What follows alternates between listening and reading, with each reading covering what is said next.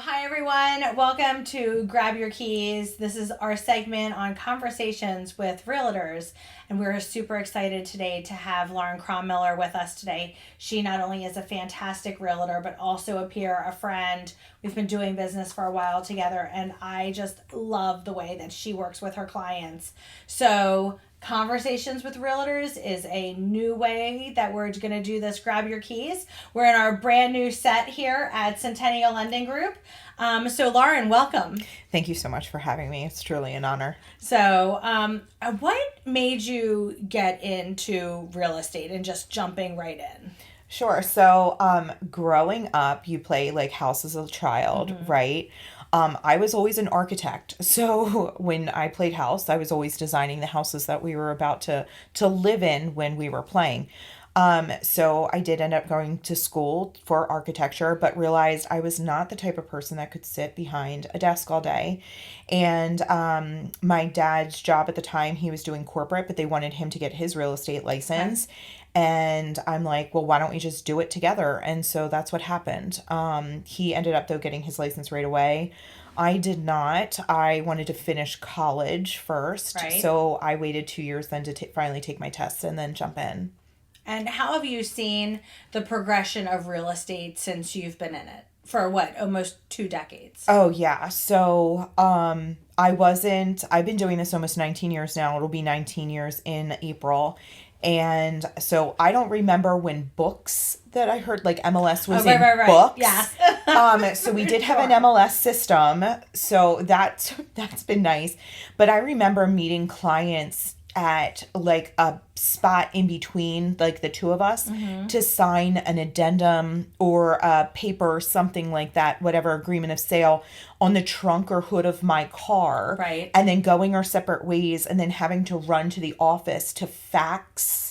That's a fax machine where you put in a phone number and then it gets delivered to the person. Somehow, some way. Reminds me of like Willy Wonka and like my TV in the air. So I remember doing that, and then it's just come such a long way, just even strictly based on technology alone. So how do you find a passion? What do you love about selling real estate? So it's funny you mentioned this because I just had this conversation today with another colleague. There's nothing better like feeling than telling somebody, congratulations, you got the house. Right. Or delivering them an offer that they know that they're going to love and accept and where they're just going to be ecstatic, because this is, for most people, is their biggest asset. So it has to be considered with care. But you get just as excited as you do, or as they do. So, I mean, there's no high better than that. It's just amazing. I love that feeling. What do you feel the normal time from when they say, hey, we are thinking about purchasing a house to the time they get into a house is? Oh my gosh. Okay. So the least amount of showings I've ever showed somebody was one house. And I don't agree with that, but they really loved it. They were browsing the market for like 2 to 3 years. So when they finally found it, I knew they were comfortable and I was okay writing that up. The longest was 8 years. Wow. Through just job transfers and just changing jobs in general to being qualified, not qualified for whatever reason. So 8 years was their journey. So it really just depends. I would say on average is about 6 months. This crazy market's been about at least a year. It's been about a year. Right. And do you see people are first-time home buyers, people downsizing, other people making parallel moves, or just a mishmash of everything? So I would say it's more of a mishmash. And I think it also has to do with how long I've been in the industry, my sphere of influence, the people I've already dealt business with. When I got into the business, and this is totally going to tell my age for people who are doing math right now, I was 23 years old. So at 23, my clientele was first-time home buyers because it's my friends, obviously. Right. So now it's either their parents or them moving into their forever home. Yeah, I love that. What do you feel are the 3 keys to success in having a good real estate career? Or really any career? Any career. So real estate, though, specifically, and yours probably the same. When you are self-employed, there's always that lead generating aspect that comes to it. Like, how am I getting clients? How am I then keeping them happy so that when they think real estate, they think me? So keeping in touch with them is key.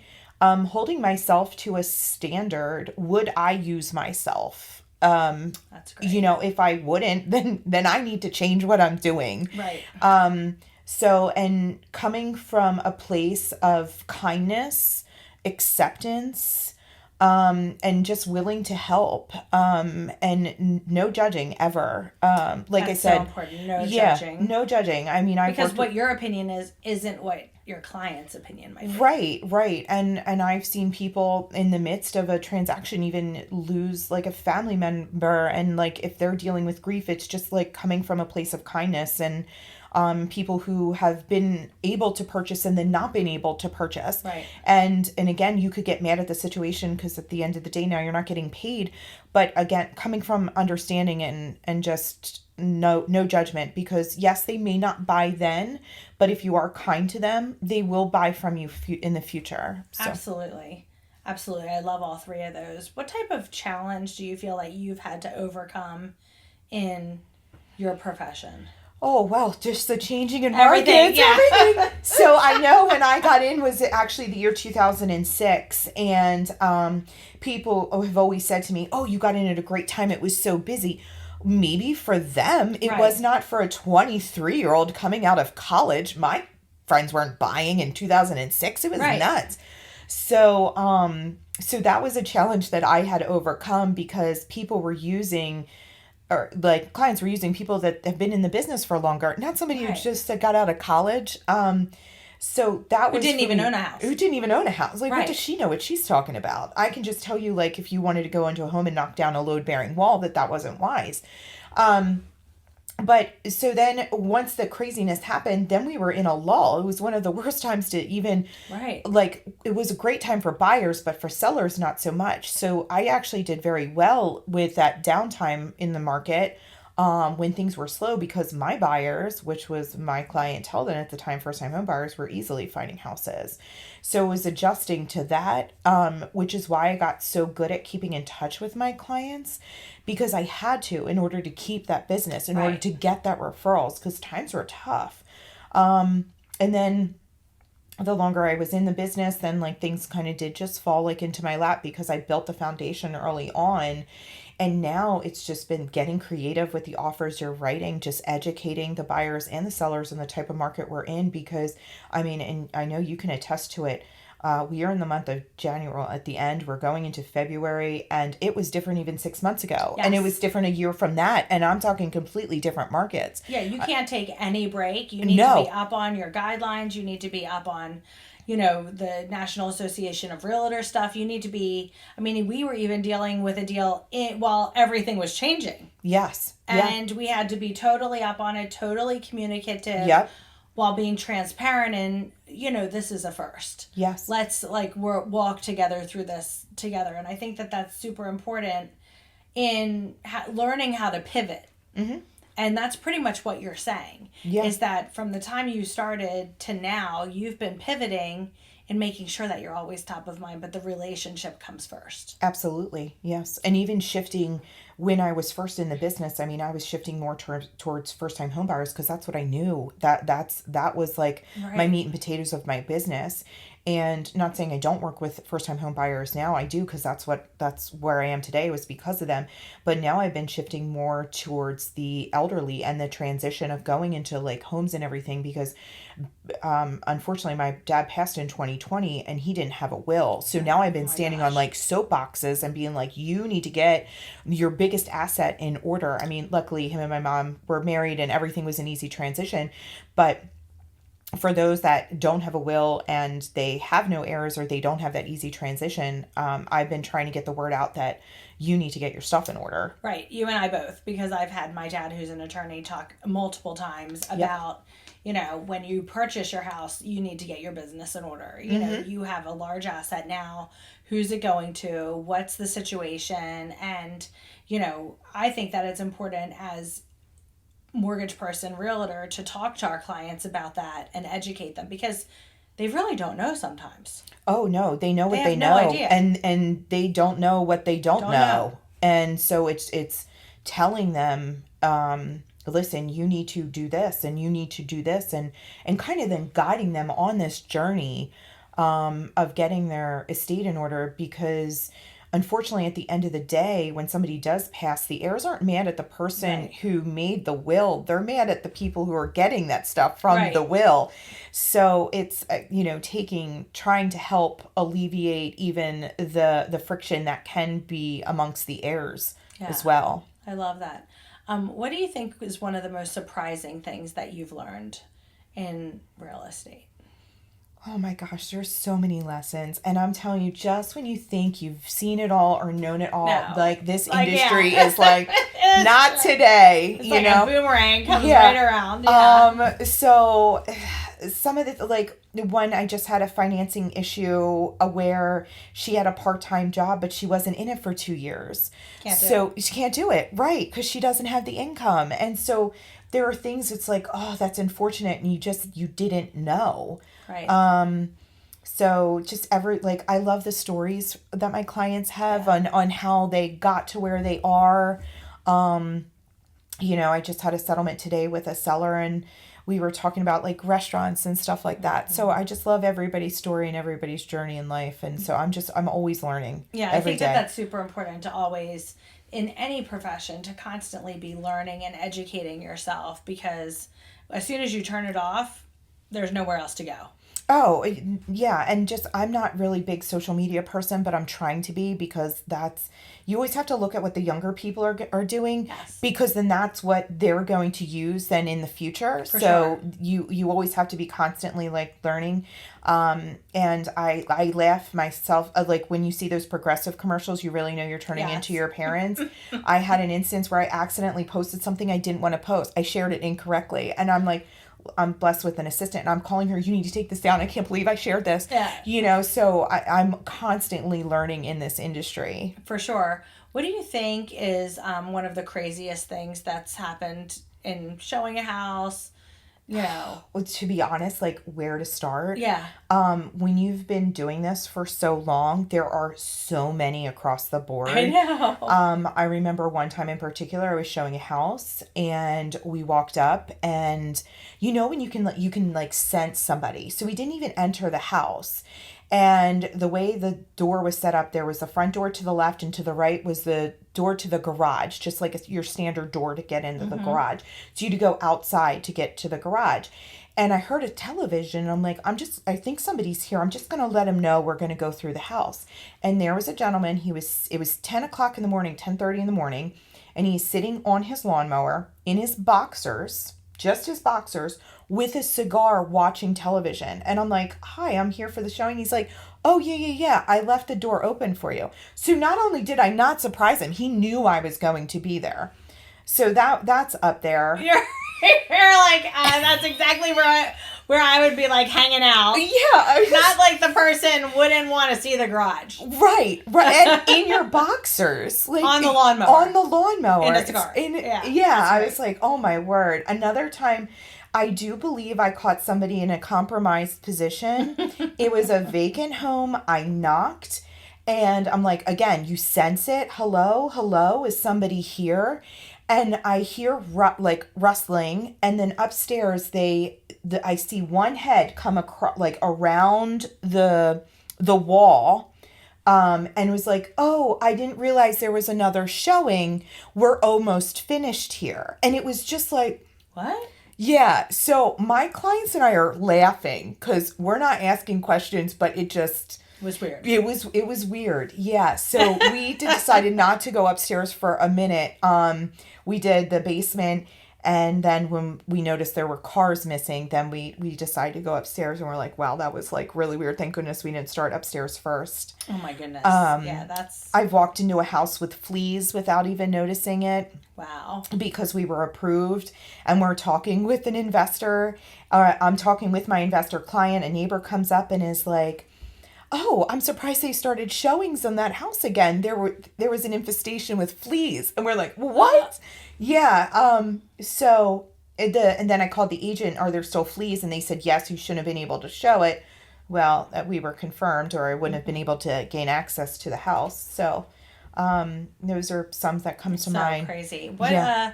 What would you tell your younger self if your younger self was getting into real estate? Oh my gosh. Okay. So I said I focused a lot on my sphere Right. of influence. We call Right. it like an SOI in the biz. Um I really did, but I felt like I did that too much, if that makes sense. Like I put all my eggs in that basket. Mm-hmm. I wish I would have maybe diversified my lead generation, because I think I would have been more successful a little bit sooner. Right. Because the moment I started like getting 3 solid lead generation like systems into place, I definitely saw my Like business three really expand. groups of 3 funnels Right. of, like, 3 different ways, Yeah, call it different three ways of getting pillars. pillars. I I call call it it three pillars. Yeah. legs, because a chair can't stand on one Silly. or I love that. two. It Yes. it can I do love three. that. The more, obviously, the stronger it is. So, but yeah, I wish I would have done that, and maybe not always went through to the shiny object. Mm-hmm. Like, oh, try this because it can bring you money, and I'd be like, all right, take my money to make money, and it would be like a flop. Right. And maybe because like cold calling, that's not my passion, I don't do it. So if I would have just focused on what I loved, really focused on 3 different funnels of lead generating, that's what I would tell my younger Yeah. self. You said that you have an assistant, which Yes. you're super thankful for, and Yes. she's amazing. When do you think it's time to get an assistant? And how does that help you interact with your clients? So I would definitely think it depends on like your goals. Mm-hmm. If I would have had to do it again, I would have definitely hired my assistant. There's no doubt about that. I either might have waited or done it a little bit sooner. I wish I would have done a transaction coordinator first, Okay. because I would have definitely saved money bringing on an assistant. As you know, when you build a team, Mm-hmm. she's not cheap. She's worth every penny. But it's just making sure that you have enough like money and coming in to be able to pay her. My goal was always Right. to have a team. So, she's the first leg when it comes to that. I feel like if That's you build great. it, they will come, and I needed to have her to be able to handle then the team coming in, and honestly keep me in my place, because I have all these Right. ideas, but being so busy, you get scattered, like scatterbrained, and then it's hard to implement sometimes. I agree. So she's great at implementing, putting the systems that I've always done anyway, but actually on paper. So it's like, okay, now we have a standard. Like, this is our team's standard. Yeah, a system and process so that you Right. can really help your clients. What do you think one of the most memorable client story would be? Oh my You did God. the crazy. What's the They're most all, memorable? They're though, all. like, for all like different reasons. So like today, my settlement, the gentleman has a medical issue, and so he is going to a state where that's what they specialize in, and he's finally going to be able to get like the help that he needs Oh. to be better. That was actually a funny story, because I went to pick up my sign, and his 3-year-old daughter doodled on my window sign. So I have these beautiful, like, I don't know how I'm going to get it off of my sign, but like rainbows and unicorns on there. So that was special. I just helped another woman who this was yesterday, she lost her dad, and now is able to like purchase a home and kind of like start fresh. And this is her next chapter, Yeah. because they were really close. Same thing happened a couple weeks ago with like another family, like, just finally like moving on. So everyone, seriously, and I know that sounds so cliche, but is always like Because special. they become special to your heart. Absolutely. I mean, helping just somebody just achieve their dream, whatever that looks like, or even when it's the closing of a chapter that's maybe not so good, like a divorce or a Yeah. death, but helping them navigate so now that they can to start their next Yeah, chapter. showing the kindness, Right. paving it forward. Right. I do first time home buyers though, they will always have a special place, because this is something they've worked so hard for, whether it's, over 4 years of saving or even 20 or 30 years. And people are like, I Right. should have done this sooner. Maybe that's always very special too. And last question, what do you think is the soundest advice that you give your clients every day? So I always tell them to be patient, to never try to fit a square in a round hole. That is what is going to make this process miserable for you, and you're going to get frustrated. In a frustrating market already with low inventory. If you don't like it online, you are not going to like it when you get there in person. Right. I've never, ever, ever had somebody tell me, I hated this house online. I love it now. That was never said. It ever said. No, people are like, oh, well, I don't like this. I don't like this. I don't like this. So now you're getting frustrated because you went to another house, which we shouldn't have gone to in the first place. Which you didn't like. Because you didn't like it. Now, guess what? You didn't like it. So I always tell them I want them to love the house. I want them to get the warm and fuzzies. I don't want to sell my house just to sell my house. So that's usually the conversation I have right off the bat. Yeah, I love that. Well, I love that you were able to help us introduce to everyone our new podcast center. Thank you so much. It was really an honor. That was super fun. And if anyone wants to reach out to you, how would they do that? They can do it by going to my website at laurencronmiller.com. My last name is spelled Cron, Miller, like I say, like the beer. Yeah. Makes it easy. Or my cell phone is 215-870-2398. And I'm always with my phone like I'm sure everybody is. Everybody is, except for right now. Yeah. So, everyone, thank you so much for joining us, and we look forward to seeing you next time on Grab Your Keys. Thank you.